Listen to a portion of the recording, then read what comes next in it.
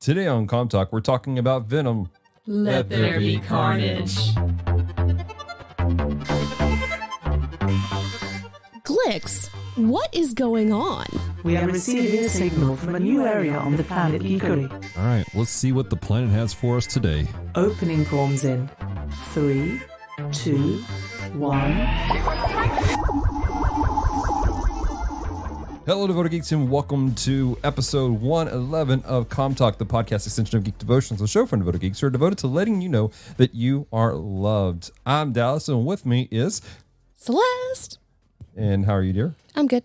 Awesome. And with us is a special guest who you guys know and love, and that is Damara. What's Hi, up? y'all. So Damara's with us. We just got back from seeing a movie. I know it's Fangtober, and you guys are expecting us to talk about vampires, but we had to talk about this. Well, to be fair, he eats blood. Yeah, I guess so. He eats brains. He's more on the zombie side. I mean, but there's teeth. There's a lot of teeth A lot of teeth. So we're going that to get knocked out. They get back in. They did grow back in, but I just had to point out they got knocked out. So we're talking about Venom 2. We just came back from the theater from watching it. It was a lot of fun, and we're going to break this up into a couple sections. We're going to talk about, first off, just our initial thoughts. Did we enjoy it? Did we not like it? What did we enjoy about it? Without getting into too many spoilers, then we'll have a spoiler discussion about it. And if we're lucky, we'll get into some psychology conversations with Damara. Maybe not. Damara's not working today. Yeah, Damara's not working today.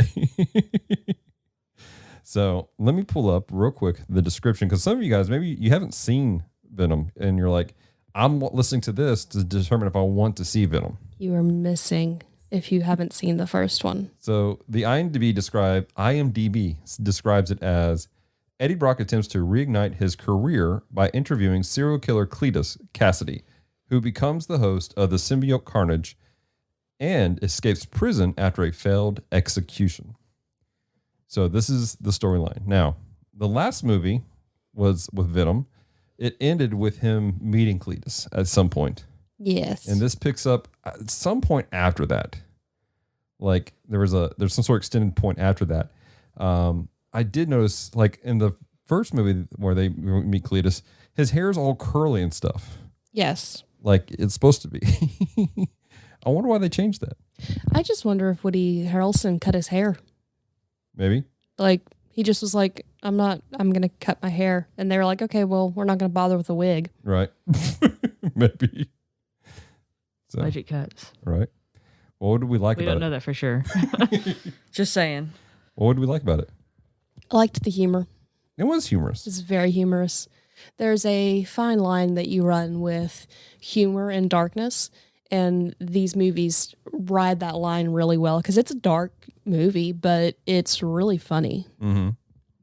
I think most of the movies that Tom Hardy is in, he's very good at writing that line between the two. And he delivers facial expressions and everything to make it perfect. Yes. Yeah. I laughed more than I thought I was going to. I think the first movie was funnier at times. Probably. Yeah. I don't remember. Honestly, it's been so long since we've watched the first one. Right. I thought I don't know which one was more funny. That's really not how proper grammar going on there, but whatever. I mean, the first one you had the humorous situation of them not working together. Mm-hmm. So they're arguing with each other, or Tom Hardy's arguing with himself. Mm-hmm. And like all the different things. So I kind of respect the fact that they weren't still playing that up. Mm-hmm. Even though there were some humorous, let me eat him. There's evolution in that relationship. Yeah. They allowed that to be seen. And I appreciated that. But I don't think it was as humorous. But to be fair, Carnage is not humorous. His character is not a humorous character. Not from what I remember reading of Carnage. I've read some of his stuff, and that's one thing that going into it for me personally, I have to remember this is not the same Venom in Carnage that we see in the comics necessarily. Right. There's been no Peter Parker. There's been no combination of things. You have the Daily Bugle, that's its connection, but you don't see Peter Parker, and you don't see him having to struggle with that. In the comics, Venom is the symbiote was connected to Peter Parker, and then Eddie Brock got it. Yeah. And so he has the memories of Peter Parker, and there's a lot more spider stuff about him. But in this world, none of that is there. And Carnage himself is a bit different. We'll get into some of the differences of Carnage later. But that's one of the things I was struggling with is like, okay, what is this? And he's not very humorous from what I remember. He was more the villain to Venom. I haven't read a lot of Venom books, but he is definitely more the antagonist to the anti-hero that Venom is. Mm-hmm. I was sitting here trying to remember the origin of Carnage from the actual comic, not necessarily the film, because I think that is different. It is, but it's not. So he is an offspring of Venom. The symbiote reproduced like you do, and this was one of them. Now the difference is it combined with Cassidy, but it's different in the fact that whereas Venom keeps a separate personality with Eddie Brock, thus the whole we, like he's everything's in like plurality because there's two people working as one. Carnage is very much singular. He's like, I am this, I am that, because he's actually a part of who Cassidy is.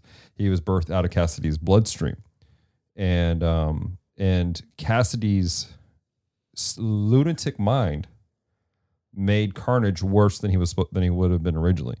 Carnage was a chaotic symbiote, but he's more chaotic because Cassidy is legitimately just insane. Mm-hmm. And so Carnage became more crazy, and then as a cycle, Carnage became more crazy, and Cassidy became more bloodthirsty because of it. Mm-hmm. So you had this weird pairing, and that's kind of the birthing of it. Carnage has kind of bounced around to other characters here and there. At one point, Cassidy had actually lost Carnage, but still went around killing people as Carnage. He just painted himself red and wore a costume, and he was a human psychopath rather than a human with a symbiote psychopath. Fair enough. Yeah, and then he found another version of Carnage in I don't know what you call it. It was like a parallel universe, but yeah, that's his origin. So pretty similar. The storyline, and maybe we'll get into this. I don't know, because it gets into the spoiler. Why don't I was about to say, I'm like holding my tongue because there's pieces that are farther into the film that we can't talk about without. Why don't we just spoilers. do the spoiler warning? We can. Let's do this real quick. Let's do the basics. This is on the fly.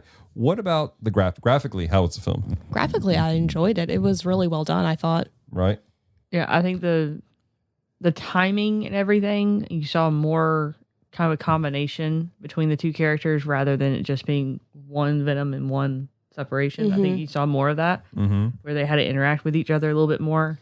Well, they probably had a bigger budget for this one since the first one was such a success.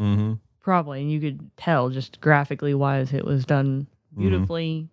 And of course you have, Carnage over there too, that he's got even more arms, and you just imagine creating him. All the things. Right. I was worried about them doing Carnage because in the comics, he's so liquidy. Like, right. There's a slickness to the symbiotes that we have in these movies, but Carnage, like his stuff, it's almost like he's not solid ever, and he's constantly moving everything. You didn't really see that very much with this Carnage. He had this kind of that weird elastic Play-Doh look at times, but it still worked. You did see, I think they did a good job though of making you understand that he is very alien. Because I mean, there's a liquid residue he was leaving on people, and almost like a film. Yeah. Which you don't necessarily see that coming out of Venom, but you do see on Carnage very much so. So I think they kind of honored a little bit of Carnage being more liquidy. I can see that. I wonder if, just a thought, side note, if Carnage is more liquidy or filmy in this one, or in general, because he is more chaotic. The chaos makes him less stable molecularly. I don't know, maybe. It's an interesting theory, at least. You're pondering. I am pondering because I'm also thinking about who he combined with because of information we can't necessarily share at this moment, but the combination of the two. Yeah. You know, in the Right. first film, there's a huge emphasis on why Venom connects so well with Eddie Brock. You don't see how that connection kind of happens other than the fact that Carnage is clearly birthed in Right. that moment and kind of chooses him. But as we know from the first film, they would pick a host, but the host would always die. Yeah. Yeah, burn through them. So I think that has a little bit more to do with it that Carnage himself is not stable, and then Right. you're connecting to an unstable host Right. as well. Well, let's do this. We'll do a commercial break, and when we come back, it'll be the spoiler time frame. We'll get deep into the nitty gritty, talk about the spoiler stuff. So we're gonna jump into this commercial break.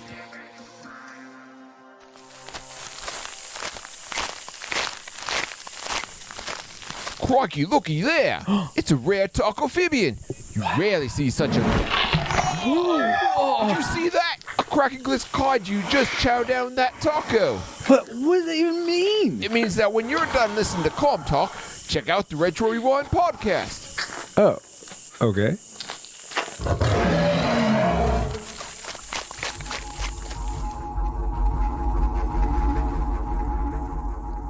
All right, and we're back from a commercial break. I hope you guys do us a favor and check out those amazing individuals. I want to remind you to check out them and other people who are part of our network. We are part of the Culture Box Network.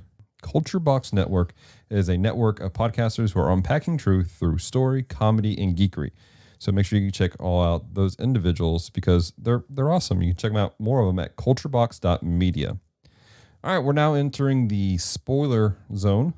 Warning. So throw out your eggs if you have them because they're bad. Dallas. Tamara just shakes her head. Dallas. All right, Just gonna move on from that. Even Steve would think that joke was bad. let's get into the conversation. What are the spoiler things you ladies want to talk about? You want to go first? No, you can go first. Okay, so one of the spoilers, and you see it throughout the entirety of the film, is a connection that is actually between Carnage's host, which I can't pronounce his name, Cletus, is that right? Yes. And Shriek. Yes. So both of them start out being in this little group home thing that looks more like jail. So I think that was not necessarily an actual group home that we're looking at. I think we're actually looking at a psych ward for children, and being the day and age that it should have been in. I think it kind of speaks volumes at the beginning of the film of where this character is coming from, his psychosis and everything else going on, the fact that he's murdered people. But he's also lit up with all this pain and anguish. Like you can tell there's trauma that's built into it. And then of course you have, the girlfriend that's the same way. They're looking to connect to someone. They want to be loved. And the lack of love that they experienced only created more damage and more chaos throughout the lifespan. And then, of course, we have the creation of Carnage, who is calling Venom father and is determined to kill father, which is an extension of basically what the character actually wanted to do, was to remove his father. Father was the beater. So I think that was very much connected into the entire stream. And that's why it was amplified even by Carnage is, let's get rid of this person. Since you bring that up, that's one of the other differences between comic book Carnage and this Carnage. In this Carnage, he tells you that he killed his mom for whatever reason, pushed grandma down the stairs, and that his dad beat him. And did he say he killed his dad? No, his dad sent him to St. Estes. That's right. In the comics, what happened was Cletus's mother tried to kill him. So dad intervened and killed her. He then testified against his father, making it sound like there was nothing wrong. In fact, there was a major event that took place where, as Cletus, post Carnage, actually dug up his mom out of grief. And then he did in fact push his grandma down the stairs and killed his grandma. So that's the slight differences that's there. I think that they didn't want to get into the whole play of like you testify against your dad who killed your mom who was trying to kill you, and you have this thing with your mom that was never explained why his relationship with his mom, why he cared about his mom. You're the expert on that kind of stuff. We're not going to go into it. That's like 3-hour podcast. Different podcast. So, well, even beside that, I mean, the way they did it, I mean, we got to keep in mind that kids are probably watching this as well. And so making it overly complex would be a little bit too much. Right. And there's not enough time span to expand on why Carnage exists the way he does. But the fact that Carnage does attach to Cletus and continues on with that, I want to kill Dad. I mean, he's already all three characters in that particular area, they're all seeking revenge for something that was done to them. Carnage is only amplifying it. Yeah. But at the same time, at the end, you notice that Carnage doesn't care about nobody. And then you find out Cletus does still have that little bit of hope, that little bit of light left. And Carnage is like destroying it in the last bit. Yeah. Absolutely. It's interesting how the symbiotes amplify the personality and the things inside of the people that they connect with. Like Venom and Eddie Brock. Venom very much amplifies the hero syndrome that Eddie Brock seems to have. But Eddie doesn't want to have it because he doesn't think that it'll go well for him. Because he's a fairly logical person. Whereas Venom's like, we are a hero. The lethal hero. The lethal hero. So that's actually, that was a comic book series. Venom, Lethal Protector. Oh, nice. We have it here. And I collected it. I got it when we lived in Missouri, actually, Damara. And it didn't go very long, but there was one of those, like they were trying to redo Venom. I semi-recall this. And it was an interesting story. And it was kind of the same thing of Eddie Brock trying to come to grips with, I'm going to be a hero. Now, Eddie Brock in the comics, he's a little more confident than this Eddie Brock. Yeah, he is. But he is trying to be a hero, but he's struggling with the whole like hero aspect versus I'm connected with a symbiote that eats people. Right. Which you, even in, I read the first couple of issues of The King in Black, because I was going to try and read through that series. Haven't finished it yet, but he's still struggling with that. The fact that he goes, we are a hero, but we have to handle that eating people is a thing. And it talks about the struggle to get to that point. Absolutely. So some of the stuff I liked about it, though, was the internal struggle of him coming to work with the symbiote. In fact, that was the whole point they made, was the fact that him and Eddie, they bonded perfectly well, whereas Cassidy and Carnage were not truly bonded. Their purposes aligned for a time frame, but when that was over, Carnage was like, I'm taking over. I wonder if it's a matter of neither one of them had sympathy. They were both so chaotic and so mentally disturbed and then feeding into each other that they could not appropriately bond together because they couldn't appropriately bond to anybody. True. I don't know if they ever would have. Right. Simply because Carnage does not have the emotional ability to attach, whereas Cletus had already proven the ability to emotionally attach and actually love. So I don't think they actually would have ever had symmetry. But I was thinking about it, like if we actually applied this to people, you know, not alien stuff. The truth is out there, Damara. Yeah. If we applied it to that, it's kind of the same way, like when you go to work and you're working with people, you have some people that you have perfect symmetry with. You can literally just fly through the day and move perfectly in timing with that other person, and it works wonders. And productivity is farther, more improved. I mean, yeah, there's still conflict, because I mean, you see that even with Venom, is that he has a conflict of interest sometimes too. He wants something and everyone else doesn't. Right. So, I mean, you will still have that in real relationships, but I think Venom and Eddie are the perfect view of what it means to have almost like a legit friendship, that you're going to have two separate ideals, definitely different eating habits by far, and you can still I like get tacos. along. I like brains. That it's very disturbing. I'm telling you, he's a zombie more than he is a vampire. We never said he was a vampire. We just said it kind of fits because of the teeth. Sort of. He's got big teeth. I've got teeth. Francisco's favorite movie. It is. So there was something else I wanted to point out that in the film, Carnage is almost twice the size of Venom.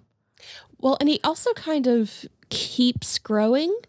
He So does. I wonder if that's because Venom had been eating chickens. Well, they made it like this really quick comment where he's like, I need more energy or something like that. And he ate somebody, and that's where he Power grew. up. That's where he grew. He grew. So that does seem to be a thing, is like the more he eats, the more he grows. I do want to point out, though, since you wanted the psychology, here it goes. Anytime we have chaos spreads faster and grows larger than peacefulness. Peacefulness is a working effort, but it's stronger. And that's something I think you actually kind of symbolically see the difference between Carnage and Venom, is because Carnage grows at massive lengths. Yeah, he's sort of kind of strong, but he also didn't connect with anyone, and he crumbles in the end and ends up getting eaten up by Venom. Nom, nom, nom. And it apparently doesn't taste good. He did not taste good. Oh my gosh. I found it interesting, the conversation. This is a debate people are having. You have a lot of films coming out where you have traditional villains, and then you have lines thrown in to make you feel sympathetic. Right. And there have been for years people who have disliked Carnage because he's just chaos, and there's no dynamic to him. Dynamics of a character, some sort of background, why they're the way they are, make them interesting, draw you to it. And they tried to really push that with the story. Again, you have small things here and there with Cletus doing stuff that's popped up in the comics, but it wasn't necessarily focused like it is here. Right. But that opens up the question, like, is media glorifying evil by doing this? And I say that because we've actually gotten comments from people who, when the Cruella movie came out, there was somebody that they had issue with this because they felt like media was trying to glorify evil. And I personally disagree with that statement. I think it's showing both sides. Now, granted, it sells. Media is simply trying to make money because they know this sells. But I think people are fascinated in the mental background of things and the backstory, because we're trying to make sense. There are people who just do crazy stuff, and we're not going to understand it, but we need to make sense of it. And so stories that make sense of Carnage, not necessarily the character, but Carnage, we go, okay, I'm starting to understand. Even if that calls in some sympathy. And I appreciate some of these stories. Again, sometimes it's overdone, simply because it makes me go, man, who are we missing? You know, what young kid is being abused that we're missing, that this could be his future? Not saying that a kid who's being abused is going to end up a mass murdering crackhead with a symbiote. Not saying that at all. But it is a possibility. But it is making me go, man, this is, for me watching these films, I go, I need to be more vigilant about who I'm around, because there are people who get hurt, and you know the old phrase, hurt people hurt people. Mm-hmm. Well, and you also have the fact that, let me rephrase that. I think that what you're saying makes sense, but it's also the reasoning, I believe, that people are obsessed with the true crime stuff. Mm-hmm. That is such a big market, and it doesn't make sense, because you're like, why are you like so interested in all of these horrible crimes? But it's trying to make sense of the horrific. Mm-hmm. So it's interesting that you're mentioning that, because y'all know, but your audience doesn't know. I work in an addiction center, so I'm doing groups 5 days a week.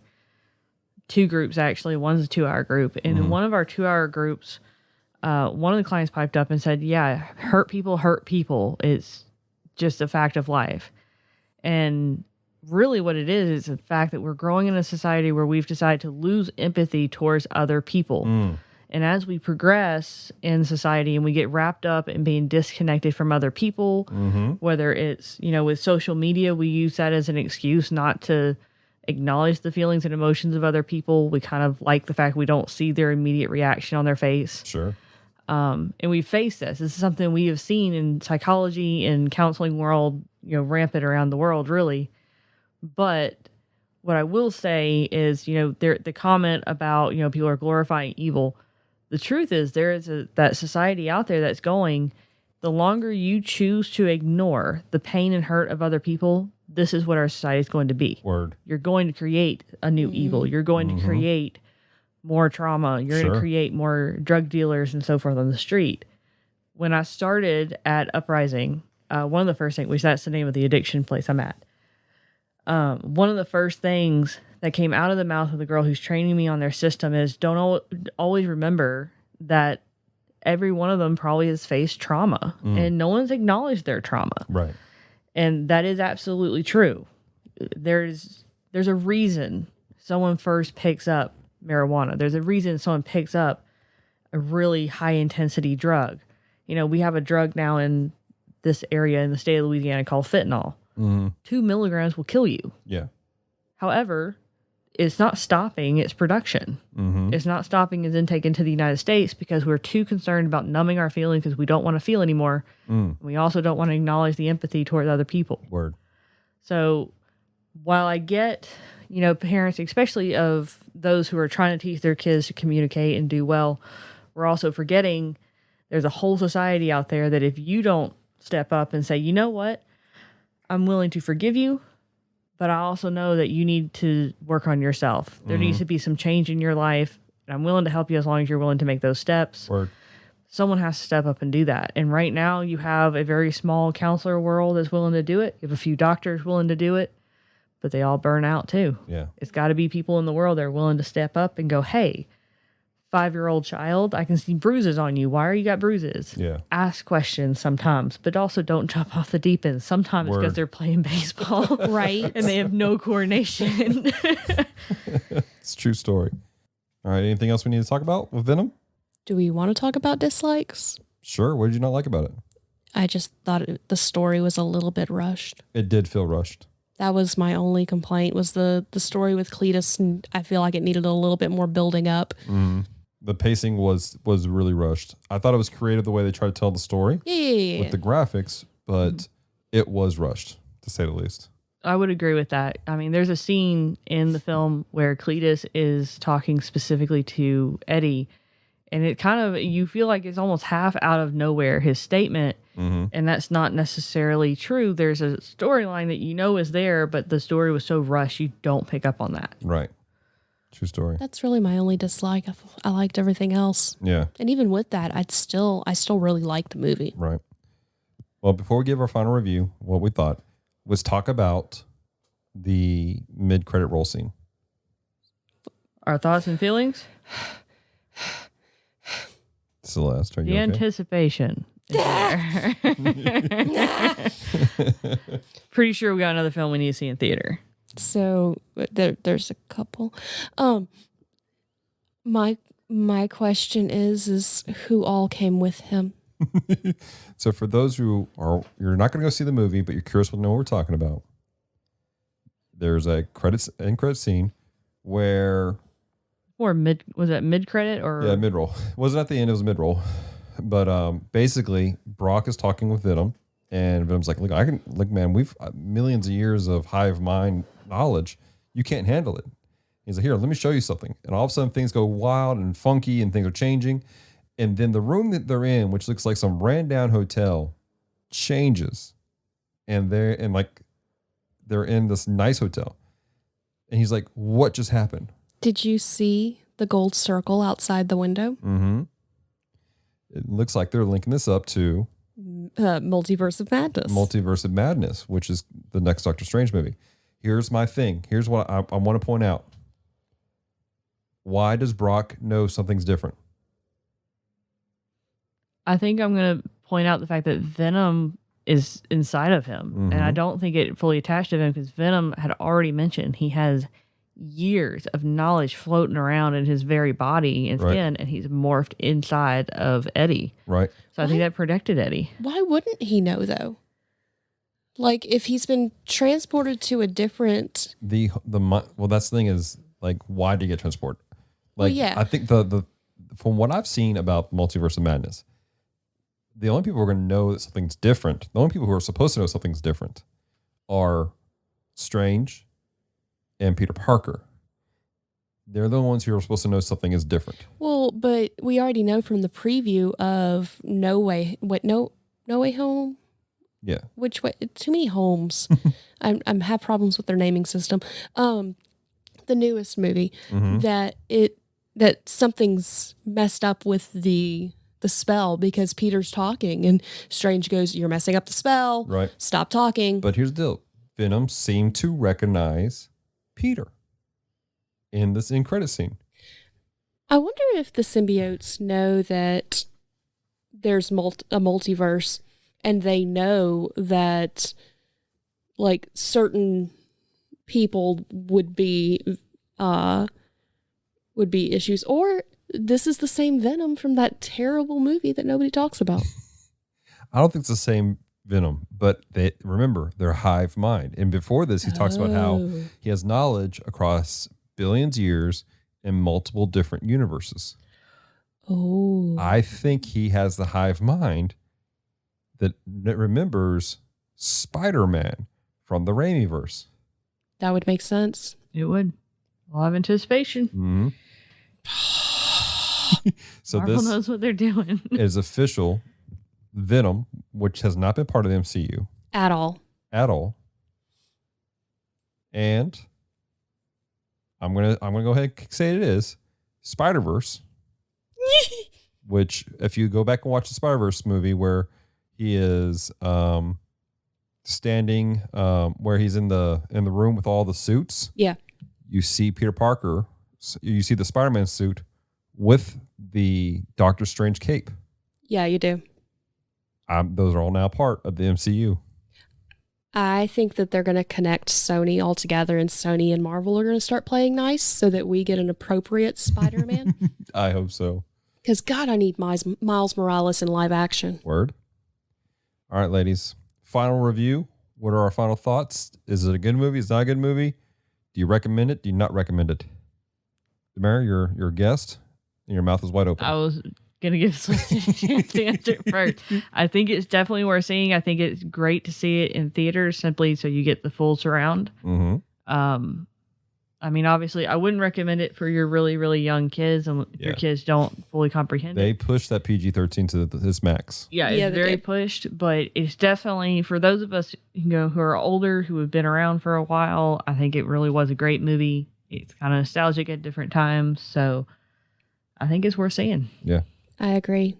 It's definitely worth seeing. Yeah. I'm going to stay in the same boat with you, ladies. It's worth seeing. It's fun. The pacing, again, well rushed. It kept you going. The story was interesting. The graphics were nice. It was funny.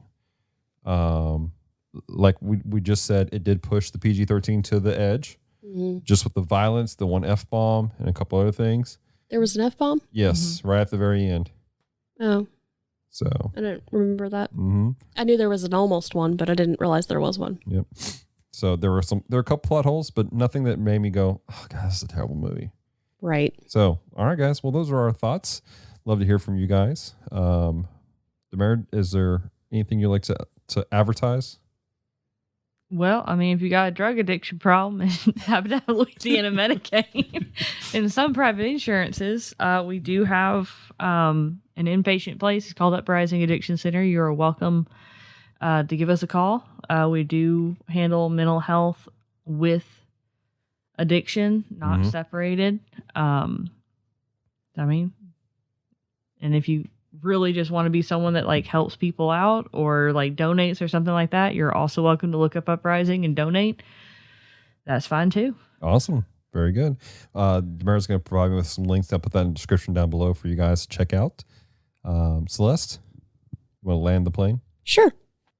And while she does that, I want to remind you guys that this is Fanktober, so all month long, all of our devotions are based off of vampire content. Celeste is going to be appearing on the Cellcast next Tuesday night. Yes. This upcoming Tuesday night. So that would be October the 5th? I believe so. And you're going to be reviewing what?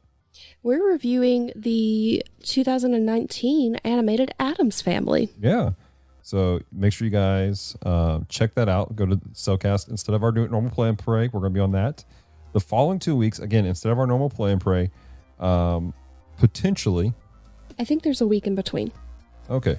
Well, potentially, I'm going to be on the Cellcast also talking about Batman The Long Halloween.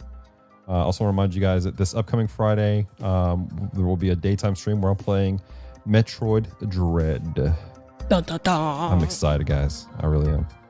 Thank you so much for taking the time to listen to Com Talk today. If you have loved this episode, head on over to Apple Podcasts to subscribe, rate, and leave a review. It is very much appreciated. So until next time, stay devoted. Peace and love. She threw a wolf at me.